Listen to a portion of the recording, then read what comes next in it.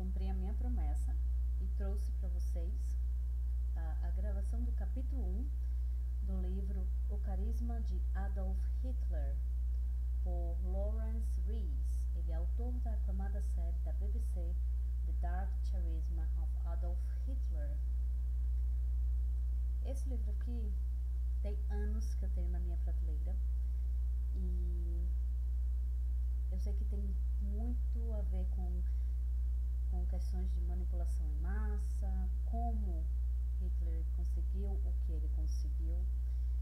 E lá no nosso Instagram vocês podem acompanhar a primeira parte, o iniciozinho, a introdução, que eu falo sobre a sinopse que tem aqui, como foi desenvolvido, o ano em que ele foi feito.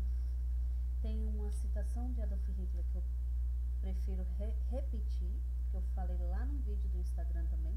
Um vídeo curtinho, por isso que tá lá. Esse vai ser um vídeo mais longo.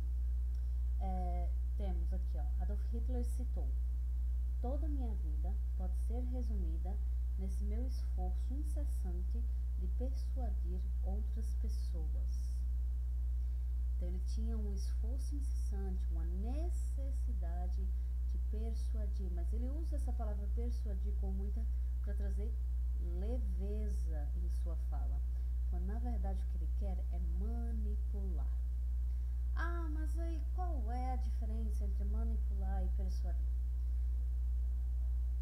Na forma como se utiliza as ferramentas de persuasão e manipulação, elas são praticamente as mesmas, praticamente, onde todas essas ferramentas vão mexer um pouco mais com a sensibilidade, o emocional, as necessidades ou a escassez daqueles que ali vivem, certo? Então eles os manipuladores vão demonstrar que o outro precisa daquilo que ele pode oferecer, e aquele que vai persuadir, ele vai utilizar argumentos, a inteligência, as opiniões, os fatos científicos. O que vai manipular, ele vai se utilizar de ferramentas mais duvidosas, vamos dizer assim. Ele vai tentar apenas forçar com que o outro aceite aquela opinião dele. Vai ser assim, do manipulador. Ele vai forçar aquela situação, então ele vai tornar aquela informação muito repetitiva na cabeça daquela pessoa que ele quer persuadir. Ele vai selecionar as melhores pessoas para serem persuadidas, porque não é qualquer pessoa que é persuadida ou que é manipulada, certo? Persuadida nem tanto, umas são mais fáceis, outras nem tanto, mas a persuasão ela é muito utilizada nas vendas. Você tem um nicho, um grupo de clientes. Você não vai vender uma televisão de 55 polegadas para quem quer comprar uma cafeteira, certo? Quem vai se utilizar da persuasão? Aquele vendedor, por exemplo, que descobriu que aquele cliente precisa de uma cafeteira, então ele vai apresentar as qualidades das diversas marcas de cafeteiras que eles têm para vender. Então, as qualidades, as vantagens, o que pode alterar, certo? Na manipulação, não. Na manipulação, uma pessoa está querendo comprar cafeteira e o vendedor vai tentar, além de vender uma cafeteira, vai tentar a cafeteira mais cara, vai tentar convencer o cliente a comprar, não vai convencer a comprar, vai mostrar ao cliente de que ele precisa também de uma televisão de 60 polegadas, entendeu? Então eles vão se utilizar de argumentos para persuasão. Então a intenção é chegar a um objetivo onde ambos, tanto o cliente quanto o vendedor, vão ter vantagens. Na manipulação, a intenção é muito mais egoísta. É quando o manipulador apenas, ele ou ela no caso, terá a vantagem daquela manipulação, daquela ação que o outro está fazendo, certo? Podendo ser utilizado também chantagens, vitimismo, entre várias outras formas que a gente vai conhecer no meu curso que eu estou preparando para vocês, que vai ser um curso completo sobre tudo que vocês possam entender sobre a manipulação em massa e como os livros e a leitura ajudam a prevenir que você seja manipulado e seja visto como um alvo fácil para esse tipo de coisa, certo? Voltando aqui para o livro, ele se utilizou dessa palavra persuadir, mas ele tinha essa necessidade de manipular os outros, de ter o controle sobre os outros. Além disso, no nosso vídeo do Instagram nós falamos também sobre o sumário, primeira parte, segunda parte, terceira parte e quarta parte. Lemos a introdução, que é mais uma opinião e como foi essa experiência do autor com a criação do material. E nós vamos iniciar agora a primeira parte, a estrada rumo ao poder. A estrada rumo ao poder no capítulo 1, tá? A gente só vai ler o capítulo 1 apenas. Vamos ver aqui, descobrindo a missão. Então a primeira parte ela é formada, essas partes foram separadas em blocos, né? Primeira parte, a estrada rumo ao poder. Segunda parte, jornada em direção à guerra. Terceira parte, risco e recompensa. E quarta parte, sangue e morte. Então foi o passo a passo do governo que aconteceu nessa ditadura, tá? Vamos lá, vamos começar? Estão todos preparados? Vamos lá. Descobrindo a missão.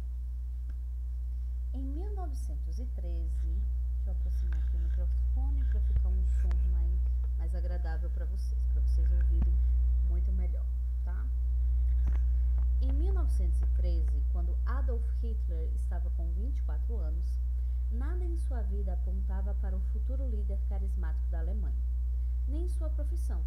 Ele ganhava vida como pintor de retratos de turistas em Munique. Nem sua casa. Ele morava num quartinho alugado do alfaiate Joseph Pupp, ou Pop, no terceiro piso de uma casa na 34. Eita, e o nome é alemão agora. Schleichheimer.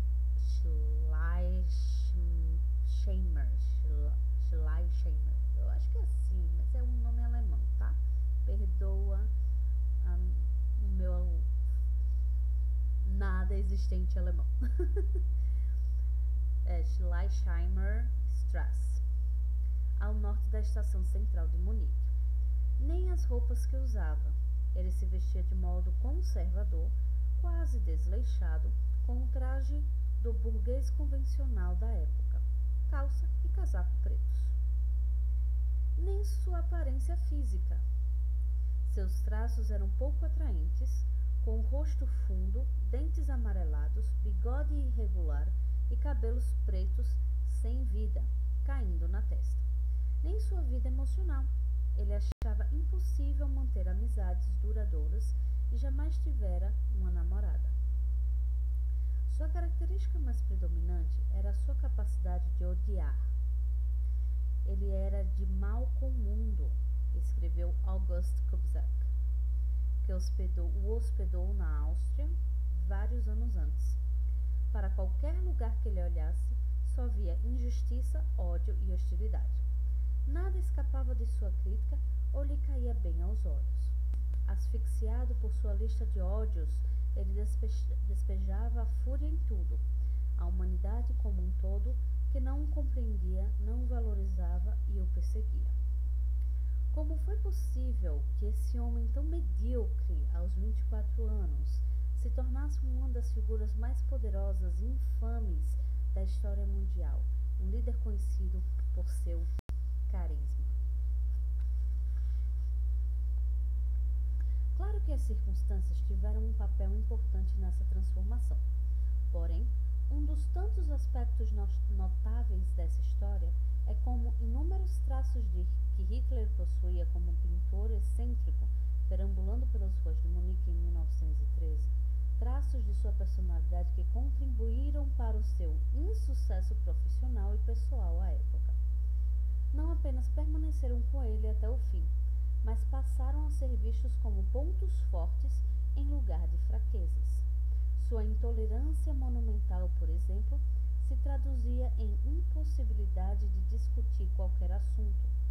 Ele afirmava seu ponto de vista e perdia a paciência quando era questionado ou criticado.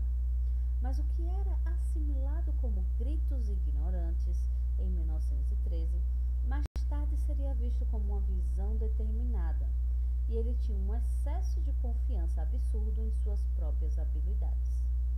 Anos antes, em Viena, anunciou ao perplexo colega de quarto que tinha resolvido escrever uma ópera, e o fato de não saber interpretar partituras adequadamente não seria um empecilho. Nos anos seguintes, essa confiança excessiva seria interpretada como um traço de genialidade.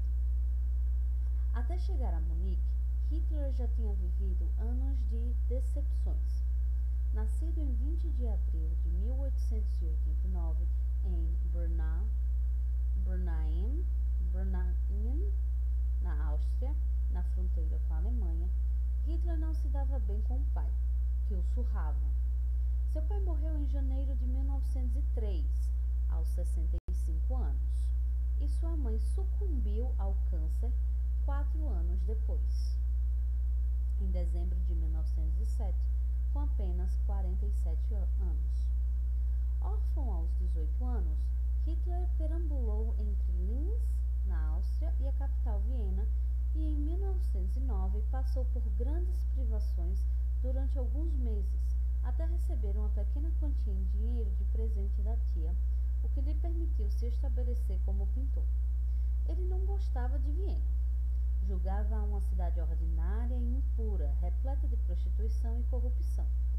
Só aos 24 anos, ao receber a modesta herança do pai, no valor de 800 Kronen, pôde deixar a Áustria e buscar abrigo em Munique, a cidade alemã, lugar que mais tarde disse ser ao que, entre aspas, mas se apegou mais do que qualquer outro lugar no mundo.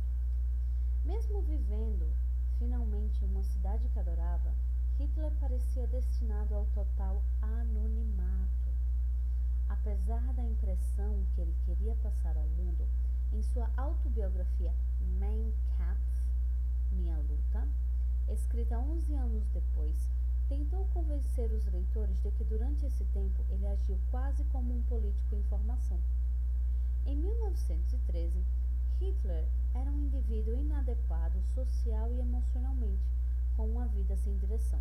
O que primordialmente lhe faltava aos 24 anos era o sentido da missão pessoal, algo que muitos líderes carismáticos e personalidades históricas já apresentavam nessa idade.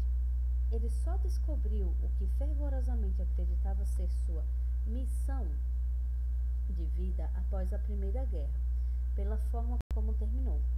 Sem esses acontecimentos épicos, é quase certo que ele teria permanecido em Munique, um desconhecido na história. Em vez disso, começou sua jornada rumo ao consciente coletivo, quando em 3 de agosto de 1914 pediu para se alistar como austríaco no exército da Bavária. Apenas 2 dias antes, em 1º de agosto, a Alemanha havia declarado guerra à Rússia. Hitler agora queria fervorosamente servir ao Estado alemão que tanto admirava, e seu desejo foi atendido quando, em setembro de 1914, foi enviado como um soldado comum ao 16º Regimento Bávaro da Reserva, também conhecido como Regimento de List. No mês seguinte, ele viu a ação pela primeira vez, próximo a Ypres. Ele escreveu a um conhecido de Munique, contando em detalhes a cena. À esquerda e à direita, os estilhaços explodiam e no meio as balas inglesas uniam, mas nem demos atenção. Os projéteis rugiam sobre nossas cabeças, cascalhos e galhos de árvores voavam à nossa volta. Granadas explodiam na mata, levantando nuvens de pedra, terra e abafando tudo com um vapor verde amarelado, fedorento e nauseante. Sempre me lembro de Munique, e todos os nossos homens só desejam acabar logo com isso. Queremos ir para cima com tudo, custe o que custar. Essas são palavras de um homem que havia descoberto algo, não somente pela primeira vez, um sentido para uma empreitada comum com outros seres humanos, mas um verdadeiro insight das possibilidades drásticas da existência. E esse conflito teria um efeito semelhante não somente em Hitler, mas em muitos outros. Entre aspas, a guerra, mãe de todas as coisas, é também nossa mãe. Escreveu Ernest Younger, outro veterano da guerra. Prossegue nos talhando e moldando, nos endurecendo, nos transformando em quem somos agora. E para sempre, enquanto girar a roda da vida, a guerra será o eixo sobre o qual ela gira. Treinou-nos para a guerra e guerreiros permaneceremos até o último suspiro de vida. O que Hitler, Younger e milhões de outros enfrentaram no front ocidental foi uma guerra como nenhuma outra. Uma guerra em que o poder defensivo de armamentos, como a metralhadora e o arame farpado, restringiam o conflito a terrenos estreitos de matanças sangrentas. Uma guerra no qual o lança-chamas, os explosivos potentes e os gases venenosos foram devastadores.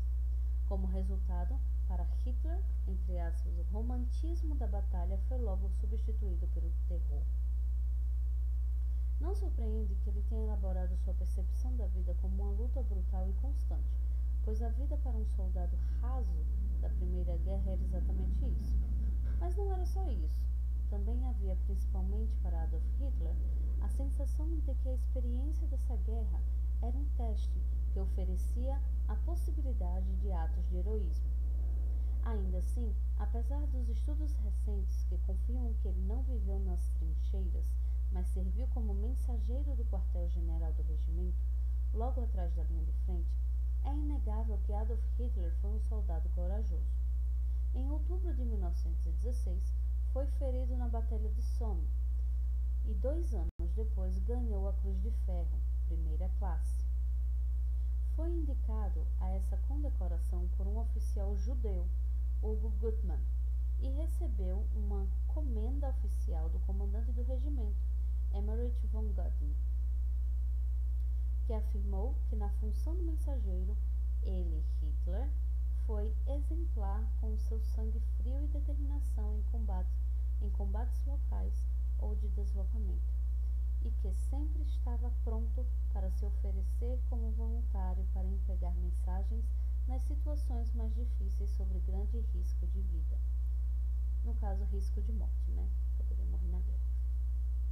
No entanto, apesar da bravura, Hitler permaneceu como um sujeito esquisito entre seus camaradas de regimento, como era antes da guerra para os conhecidos. Como relembrou Balthasar Brandmeier, um dos soldados, havia algo peculiar em Hitler, dizia ele. Seus companheiros achavam estranho que ele nunca quisesse tomar uns tragos ou fazer sexo com uma prostituta, passando o tempo livre lendo ou desenhando e eventualmente discursando para quem estivesse por perto sobre algum assunto de que gostasse. Estranho que parecesse não ter amigos ou familiares e, consequentemente, fosse um homem decidido a ser só. Quanto ao carisma, Hitler parecia não possuir nenhum. Ainda assim, era inteiramente comprometido com a guerra e extrapolava sua própria bravura e comprometimento, achando que quase todos do front se sentiam da mesma forma. Segundo o que Hitler escreveu em Mein Kampf, foi por trás da linha de combate na Alemanha que as tropas foram traídas pelos que queriam lucrar com o sacrifício dos soldados em combate. Essa ideia de um front, os soldados da linha de frente sendo passados para trás por outros, distantes do campo de batalha, é um mito, apesar de popular. Até que Hitler fosse ferido pela última vez em batalha em outubro de 1918, perto de Ypres. A Alemanha tinha perdido a guerra por inúmeras razões, nenhuma delas por traição, por trás da linha de combate. A realidade era que os alemães foram esmagados pelo peso das tropas que lutaram contra eles, sem contar os americanos, que entraram na guerra em abril de 1917, garantindo a chegada de centenas de milhares de tropas com novo fôlego. Adicionalmente, o bloqueio naval da Alemanha pelos aliados espalhou a escassez de alimentos, e a situação, que já estava ruim, só piorou com a irrupção da influenza em 1918. Até aquele outono havia gente de sobra nas forças armadas alemãs que concluíram que a guerra estava perdida. Em outubro, os marujos do almirante Franz von Ritter se recusaram a deixar o porto para lutar na última ação malfadada contra os aliados. Um motim veio a seguir na cidade naval de Kiel e se espalhou para Lübeck, Bremen e acabou chegando a Hamburgo. A disseminação de uma revolução alemã parecia uma possibilidade, algo inspirado na bem-sucedida Revolução Bolchevique, que ocorrera na Rússia no ano anterior. Para os políticos alemães, ficou óbvio que era preciso dar fim à guerra o mais depressa possível. Em virtude das exigências dos aliados, era igualmente óbvio que qualquer que fosse o futuro da Alemanha, ele não incluía um futuro no qual Kaiser, homem mais atrelado à decisão de ir à guerra, permanecesse como chefe de Estado. O general Wilhelm Groener deu a notícia indesejada ao Kaiser em 9 de novembro de 1918, quando a Alemanha se tornou uma república. A partida súbita do chefe de Estado causou profundo desânimo aos oficiais alemães. No pior momento da guerra, nós fomos apunhalados pelas costas, escreveu Ludwig Beck, à espera servindo no alto comando do exército, depois assumindo a função de comandante do exército alemão. Nunca em minha vida fiquei tão aborrecido por algo que presenciei, como fiquei em 9 e 10 de novembro. Tamanho abismo de baixeza, covardia, falta de caráter, algo que até então eu achava impossível acontecer. Em algumas horas, 500 anos de história foram estilhaçados. O imperador foi deportado para território holandês como se fosse um ladrão.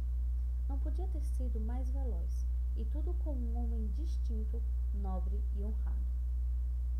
Em meio a inúmeros soldados rasos do front, que desconheciam o fato de que a Alemanha mal poderia se sustentar nessa guerra, havia uma sensação semelhante de perplexidade, não apenas pela rápida retirada do Kaiser, mas também pela declaração imediata do armistício, que entrou em vigor em 11 de novembro de 1918.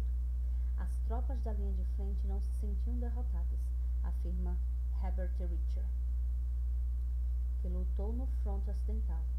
E nós nos perguntávamos o motivo para que o armistício tivesse sido tão rápido e por que teríamos de abandonar todas as nossas posições com tanta pressa, já que ainda estávamos em território inimigo, achando tudo aquilo muito estranho. Ficamos zangados, pois não nos sentíamos a cabo das nossas forças. A Alemanha parecia estar dividida entre aqueles que, como Beck e Richter, acreditavam que o exército havia sido traído de alguma forma, e os que, como os marujos alemães amotinados, havia aceitado a derrota e agora queriam uma nova ordem social.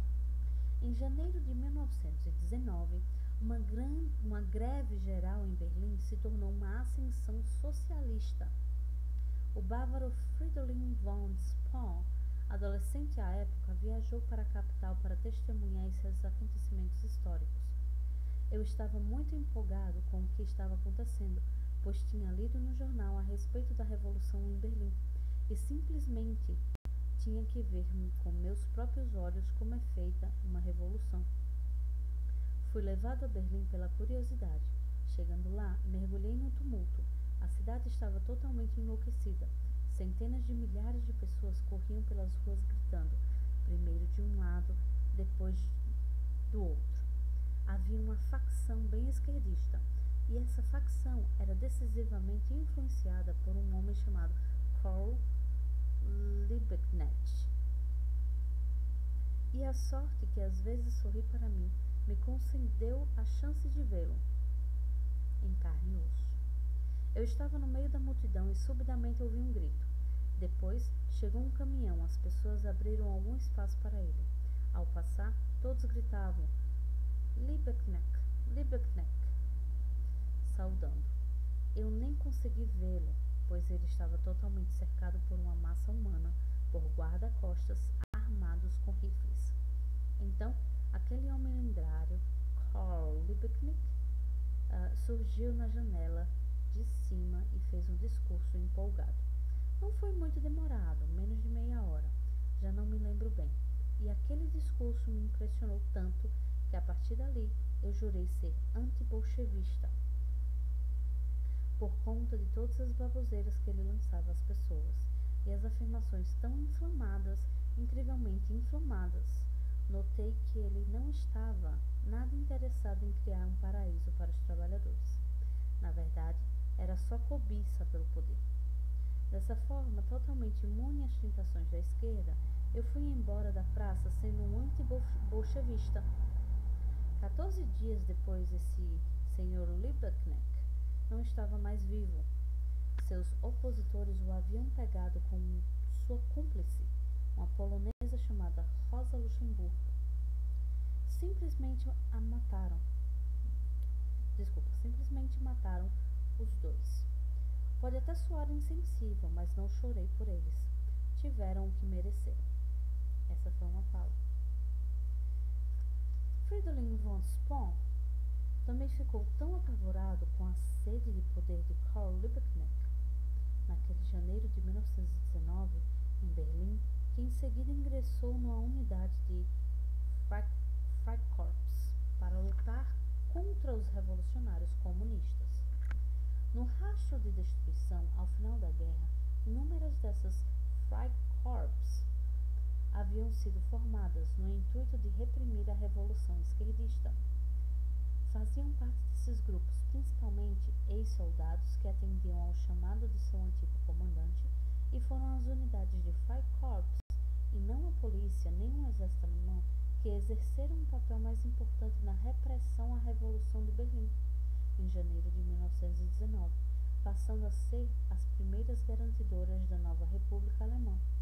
Muitas das figuras que mais tarde seriam conhecidas como nazistas infames, dentre as quais Heinrich Himmler, Rudolf Höss e Gregor Strasser, eram atuantes nas Freikorps daquela época. No entanto, Adolf Hitler não era atuante de forma expressiva. Em Mein Kampf, Hitler escreveu que, enquanto estava no hospital em Pasewalk, em novembro de 1918, temporariamente cego por conta de um ataque a gás, ele se sentiu oprimido pela sensação de que as circunstâncias do fim da guerra representavam a maior vilania do século. Segundo seu ponto de vista, tratava-se de uma aliança entre marxistas e judeus, na tentativa de derrubar a terra-mãe. Conforme ele escreveu, aquele momento foi crucial para sua decisão de ingressar na política.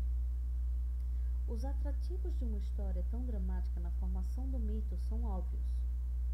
O soldado nobre da frente de combate, atraído por políticos corruptos e egoístas, agora decide dedicar a vida pela salvação de seu país. Tudo se encaixa. Porém, embora enredos de ficção possam dar certo assim, isso raramente acontece na vida real. E a prova é que, até ali, a grande missão de Hitler não tinha nada de sólido. Ele deixou o hospital em 17 de novembro de 1918 e regressou a Munique. Encontrou a cidade em meio a uma grande mudança. 10 dias antes, em 7 de novembro, uma manifestação organizada no parque pelo político socialista Erhard Auer tinha levado à revolução. A centelha foi acesa pelo jornalista e ativista anti-guerra Kurt Eisner.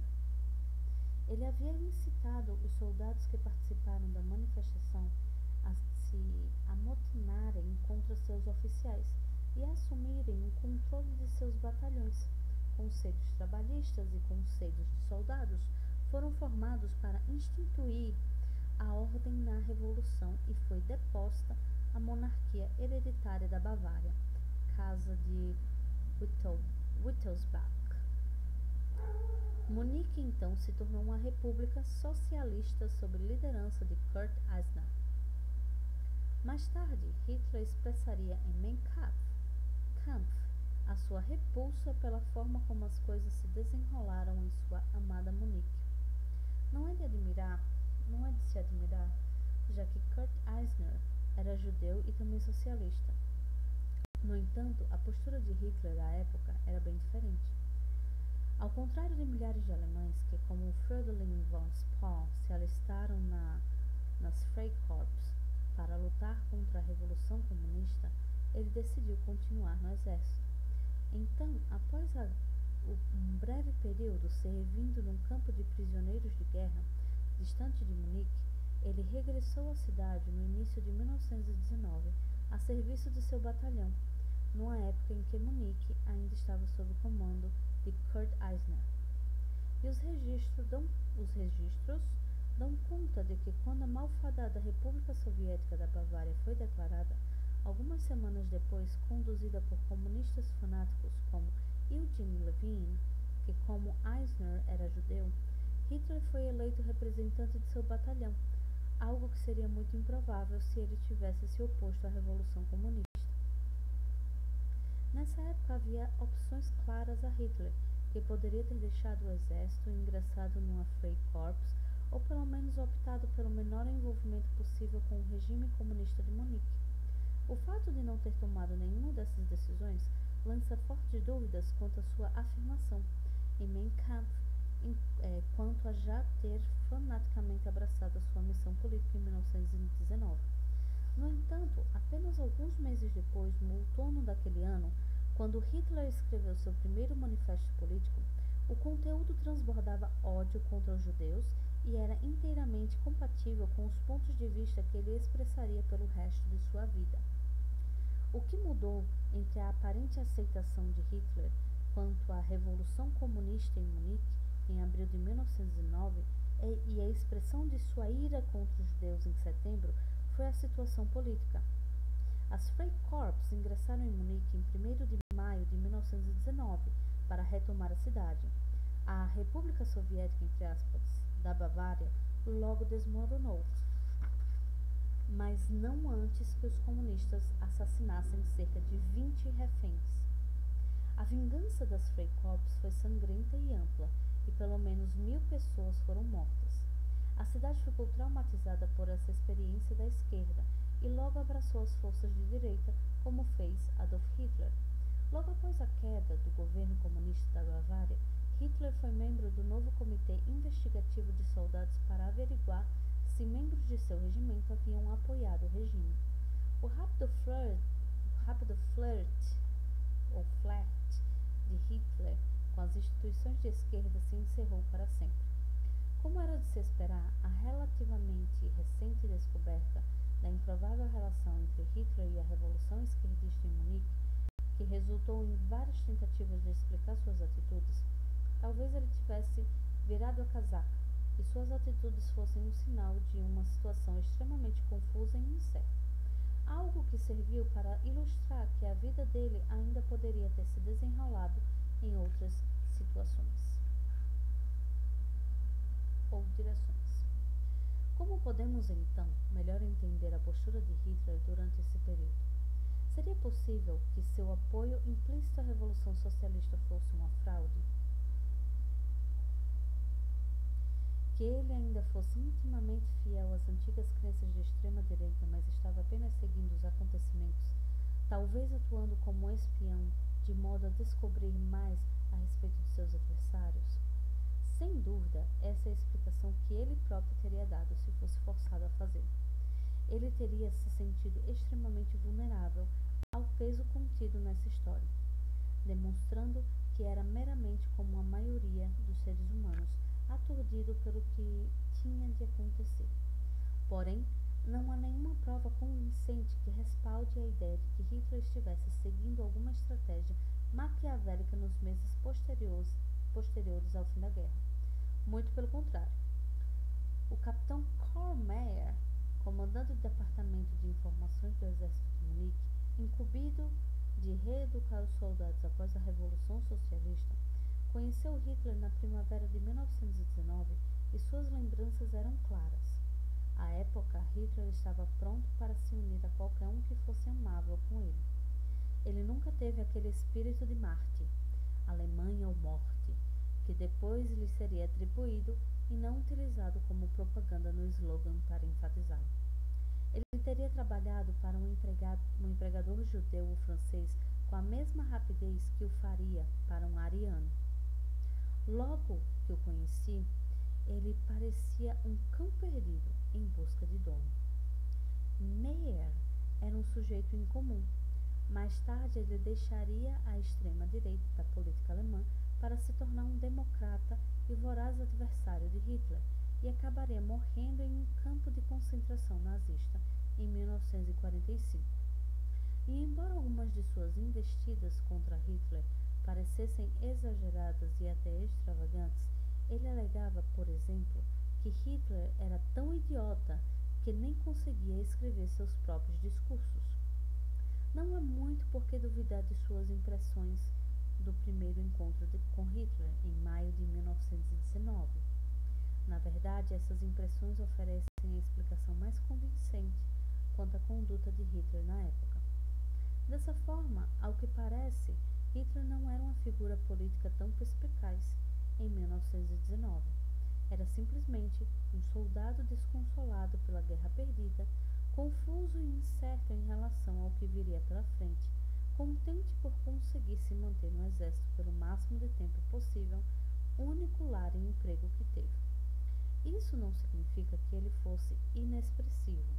Ele já tinha seus princípios políticos, como o pangermanismo, e o tempo anterior à guerra que passou em Viena o expôs a uma variedade de influências antissemitas terríveis. Mas foram os meses de formação seguintes, como um dos agentes de reeducação, que lhe possibilitariam consolidar seu raciocínio. A tarefa de Hitler era falar com outros soldados sobre os perigos do comunismo e os benefícios do socialismo.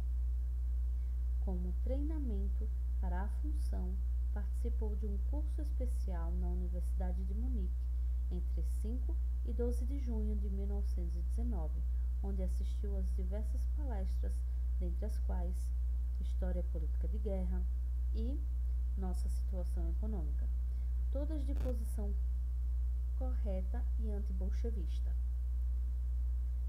Segundo todos os relatos, Hitler devorou as informações avidamente e depois regurgitou tudo para os soldados de uma base alemã próxima, em Augsburg, em agosto.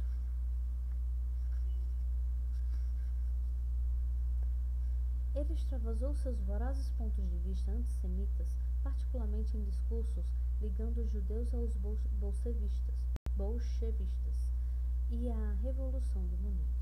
Isso não chegava a ser uma reflexão original, pois era comum entre os extremistas de direita da Alemanha na época, e foi a origem de boa parte do preconceito antissemita disseminado no rastro da Primeira Guerra.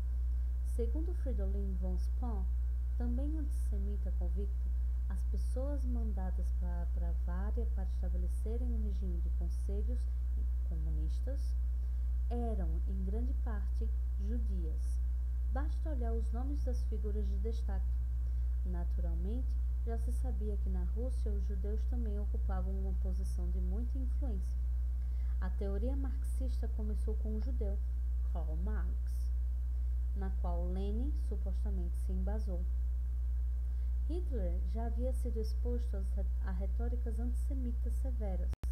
Por exemplo, o discurso de Karl Lueger, então prefeito de Viena.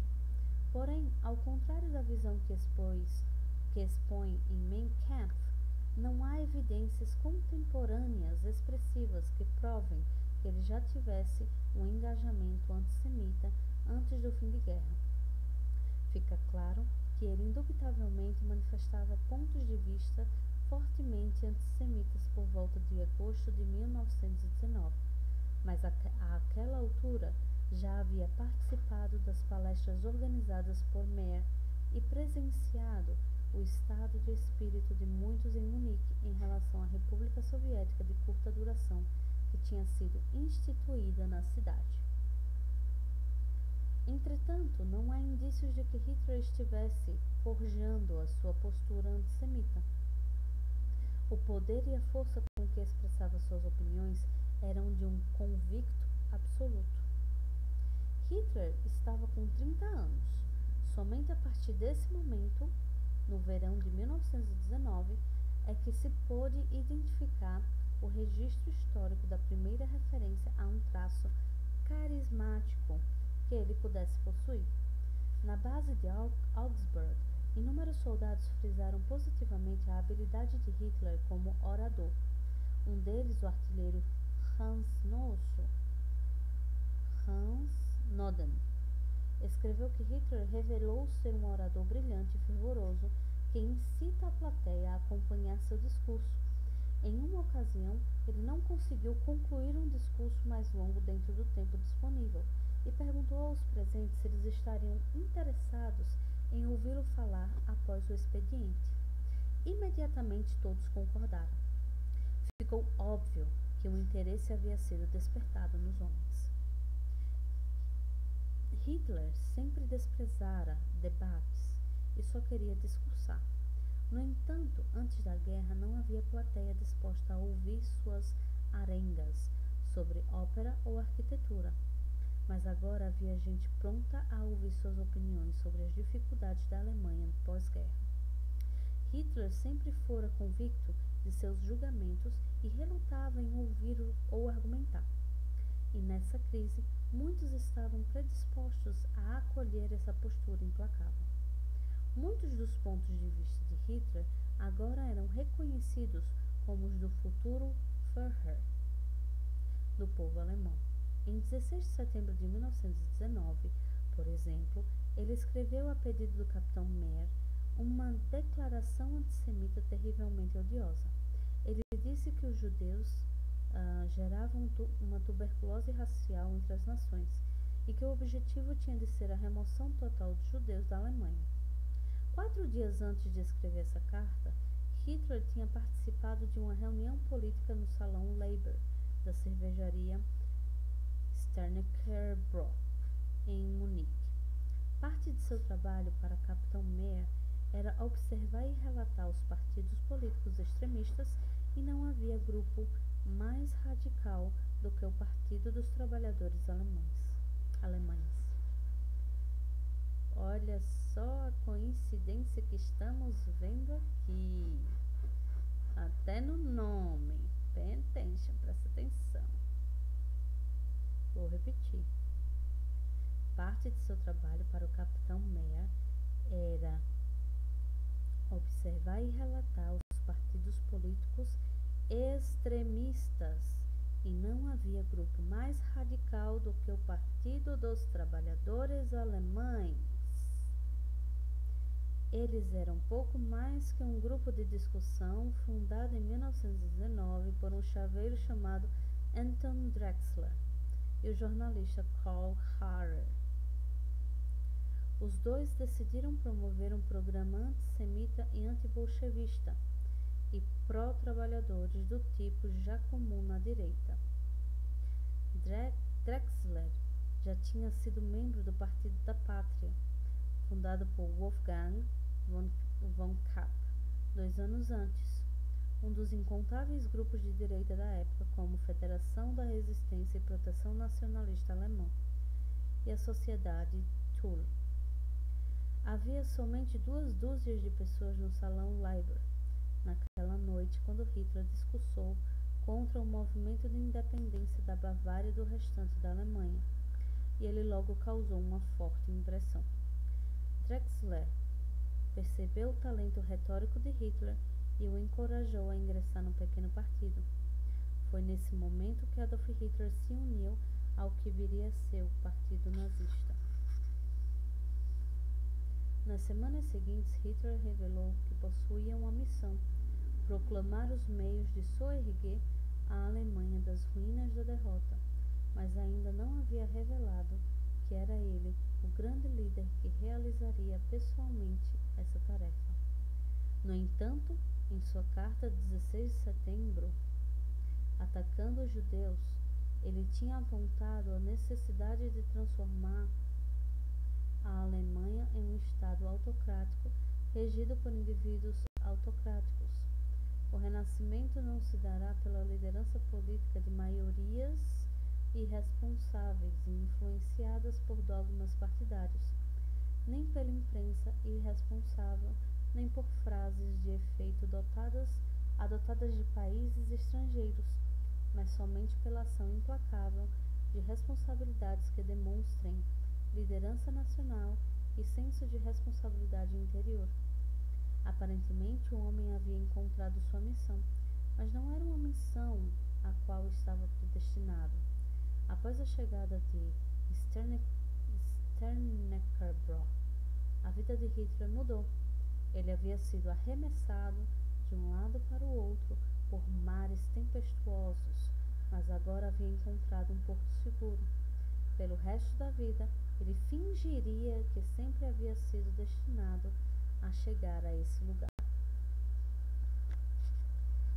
Esses são os primeiros passos que esse ser humano, não sei se podemos chamar ele assim, tudo bem, muito sensível.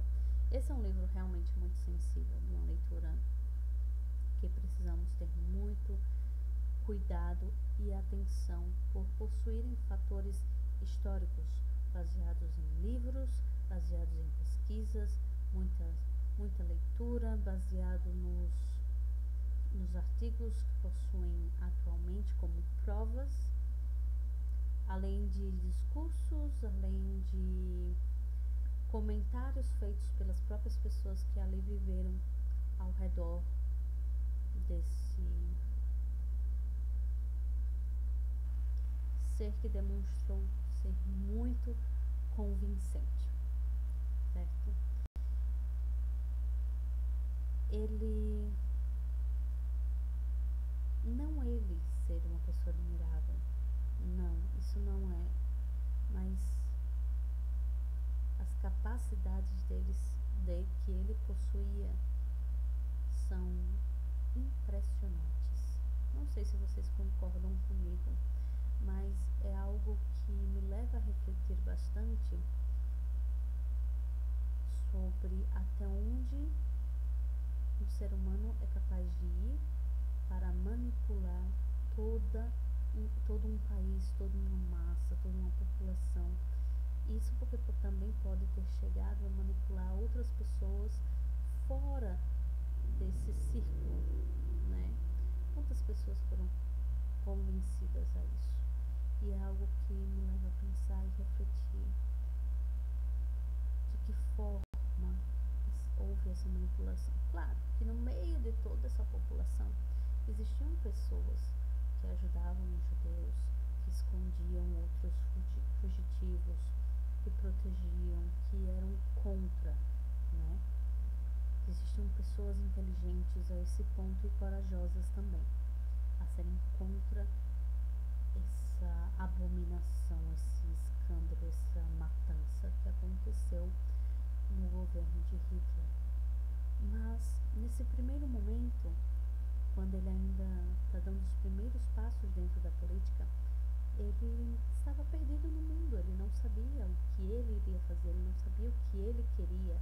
É como se ele fosse um ser humano que não tivesse sonhos, que estava ali apenas sobrevivendo e seguindo o seu rumo. E se ele não tivesse tido a chance de viver a Primeira Guerra e ser um soldado na Primeira Guerra, praticamente em frente de batalha, mesmo ele sendo um mensageiro, ele jamais teria chegado onde chegou. Então, uma coisa acabou levando a outra e os destinos foram se entrelaçando.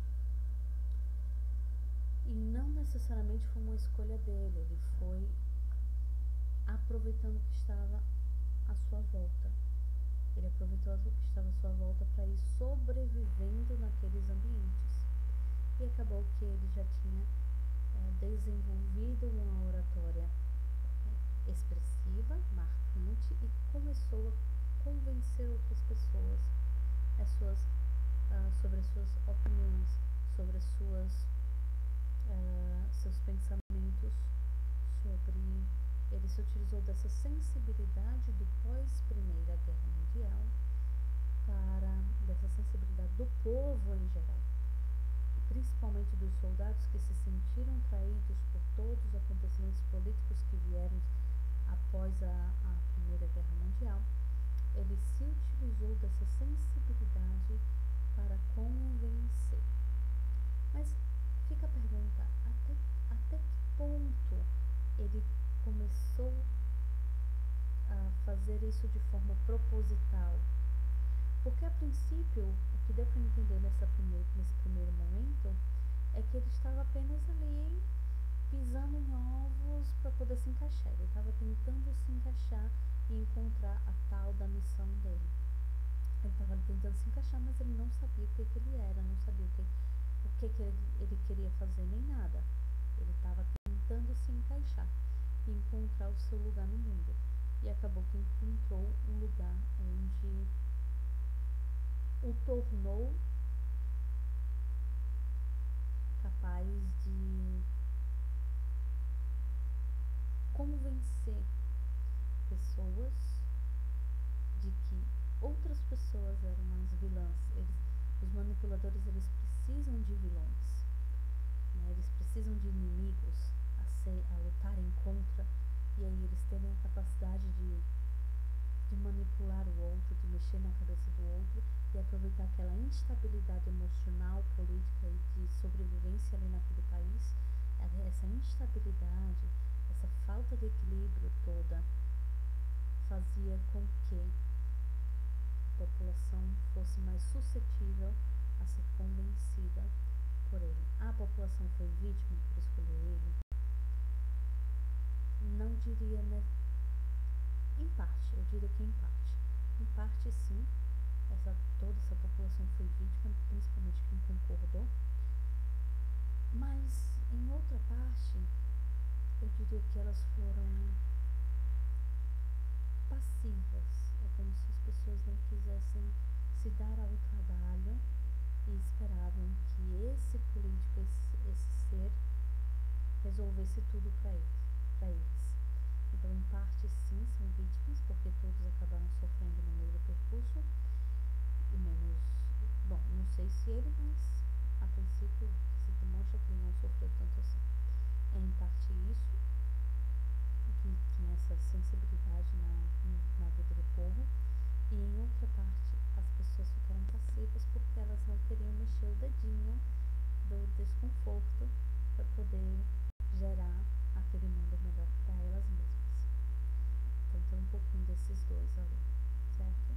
Por isso que a gente precisa tratar esses assuntos de uma maneira muito cuidadosa e carinhosa, porque é realmente um assunto muito sensível, é realmente um assunto onde, por exemplo, eu nunca vivi, existe um risco de uma terceira guerra mundial, mas a gente ainda está nesse risco. Sim, a gente passou por uma pandemia que foi o Covid, foi algo muito difícil e sensibilizou muita gente, e muitos manipuladores se aproveitaram disso para mexer no emocional de outras pessoas, para eles terem vantagem sobre essas pessoas. E sim, ainda acontece, e precisamos ter esse cuidado, mas o cuidado maior, a prevenção, eu diria que é a prevenção contra esse tipo de gente é o conhecimento, mas não é um conhecimento qualquer, é o conhecimento de história, conhecimento de geografia, o conhecimento de sociologia, filosofia, são aspectos importantes, filosofia política, para você não se deixar levar por qualquer balela que os políticos digam. As pessoas dizem, mas rouba, mas ajeita a cidade. É a coisa mais absurda que uma pessoa poderia falar. Então, concordar que um político roube, não, pessoal, não. Vamos lá. Vocês devem exigir que não aconteça isso. Nós somos uma população enorme, né? E para isso precisamos estudar muito mais. Eu estou dizendo isso porque eu também preciso. Eu estudei participei de seminários na universidade, quando eu estudei, eu fiz letras em inglês na Universidade Federal, mas ainda assim tinha aqueles créditos para completar, para poder me formar e tudo. Eu disse, ai gente, eu vou participar desse seminário de filosofia política. Nunca tinha ouvido falar, mas fiquei curiosa. E fui lá e me apaixonei pela forma como eles explicaram a política. Porque a gente não entende, a gente não sabe política. Ah, porque é partido isso, partido aquilo. Mas vocês sabem quais são, pelo que cada partido precisa lutar? O que é o socialismo? O que é o comunismo? O que é a meritocracia? O que é esse consumismo exacerbado que nós temos? Por que a Rússia e a China são comunistas e ainda assim elas têm conexões muito fortes com países extremamente capitalistas? Porque Cuba é considerada socialista, se diz socialista, e vive em pobreza extrema. O que faz isso acontecer, já que é para ser uma sociedade de igualdade, todos deveriam receber igual, mas isso não acontece? Quer dizer, acontece para os mais pobres, né? Os mais pobres têm o direito a um pão por pessoa, por dia, ganham o preço do ovo, é o preço de um salário de um médico lá, que é o maior salário deles, e uma cartela de ovos, acho que são 20 ou 30 ovos. É o preço, é o mesmo valor do salário inteiro de um médico. Então, até que ponto isso é igualdade? Você não ter como sequer comprar ovos para sua família. Você só poder ter um para cada pessoa. Você não poder não ter carro, não ter internet. O governo cortar sua energia por muitas horas. Então vocês precisam entender o que é capitalismo, meritocracia, socialismo, comunismo, como surgiram essas ideias, porque são ideias, são ideologias, são filosofias, são possibilidades, mas a prática é muito diferente, porque nós somos humanos e cada ser humano é único, cada ser humano tem uma ambição, cada ser humano tem uma genética diferente. Nós somos literalmente únicos. Não existe ninguém como nós. Pode ter uma pessoa com uma fisionomia parecida, mas nunca igual. E o DNA nunca vai ser igual, nem mesmo dos irmãos gêmeos. Sempre vai ter uma diferençazinha. Nem que seja um sinal, uma curvatura na orelha. Nós somos muito diferentes, temos ambições diferentes. Nós vemos o mundo de uma forma diferente. E é por isso que eu vejo que muitas das ideias políticas não funcionam nunca na prática. Ok? Bom, esse livro dá pano pra manga. Ele é um livro relativamente longo, mas a escrita dele já dá pra perceber que é uma escrita leve, suave, que flui.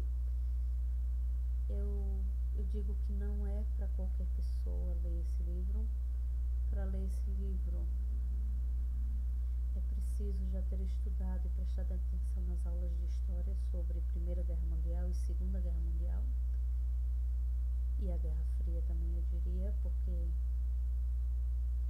a Guerra Fria vem logo depois da Segunda Guerra Mundial e está tudo muito entrelaçado. Estuda um pouco sobre o que é cada uma dessas políticas que a gente conversou aqui. As ideias, não foca em partido, foca nas ideologias filosóficas políticas, a filosofia política da coisa. É aí onde está o ponto-chave para você evitar ser manipulado por esses partidos políticos de meia tigela, meia boca, tá bom? Foi um vídeo sim longo, 1 hora, não é para qualquer um. Eu também gosto de falar. Mas vamos seguir adiante. Tenham um dia maravilhoso, seja lá qual o horário que vocês estejam. E uma ótima leitura. Mantenham-se sempre lendo. Leiam notícias, leiam curiosidades, leiam história, entendam da geografia, estudem a filosofia política, estudem o estoicismo, estudem religião, estudem tudo. Estudar, ler, conhecer. Ah, não gosto. Tem livros de romance, por exemplo, a última livraria de Londres, a livraria de Paris, que contam a história dentro da Primeira Guerra Mundial e da Segunda Guerra Mundial. Eles fazem uma ida e vinda. A Rede de Alice falam sobre as espiãs nas guerras, na Primeira e Segunda Guerra Mundial, entre várias outras. E esses romances são todos baseados em fatos reais. Eles são livros de ficção, mas que foram inspirados em histórias reais. Ok? Também isso dá para aprender. Esses romances, essas literaturas, a gente consegue aprender muita coisa de história que parecia difícil na sala de aula, mas que quando a gente lê num romance, por exemplo, com narrativas e descrições, a gente consegue visualizar aquele mundo naquela época, tá? Fica a minha dica. Ficamos por aqui. Vão lá no nosso Instagram, Austin Livros Boutique. Compartilha, curte nosso vídeo. Siga-nos lá no Instagram. Qualquer dúvida, deixa o seu comentário também. O que você achou das leituras? Se a leitura fluiu, não fluiu? Se é fácil, difícil de entender? Ou, enfim, dá a sua opinião também, não tem problema nenhum. E seguimos. Próxima leitura logo depois, tá bom? Um grande abraço, um cheiro a todos. Tchau, tchau, meus queridos leitores.